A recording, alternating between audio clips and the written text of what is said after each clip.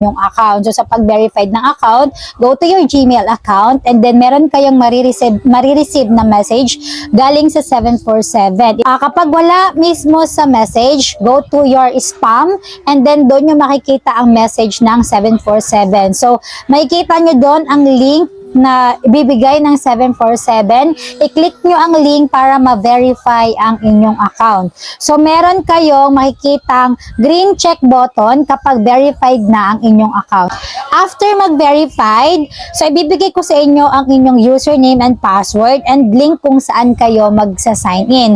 So, gagamitin nyo ang username and temporary password sa pag-sign in, and then after nyo mag-sign in, change password kayo agad para secured ang inyong account, and make sure na unique ang ipapalit nyong password para iwas sa mga scammer. Kapag nakapag-change password na kayo, so pwede na kayong mag-start. So dito sa 747, so agent ang nagre-register sa player. So hihingin nyo sa inyong player ang kanilang TIB email, mobile number, and ang kanilang username na gagamitin sa kanilang account. So ngayon naman, paano mag-register ng player under your agent account? So dito, click nyo tong plus button and then click nyo tong create and then tap next. So dito, kailangan nyo i-register ang player ninyo. Ang napaka-importante lang dito is etong may mga asterisk. Pero pwede nyo siyang fill up ang lahat. So sa pag-fill up, ilagay nyo ang username na gusto ng player.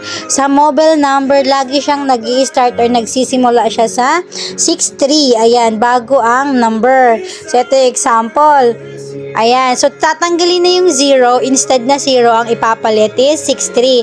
So kailangan yan para sa player OTP, ayan, para makareceive ng OTP ang mga player. So dito again, ilalagay ang username. So for example, ayan, walang space.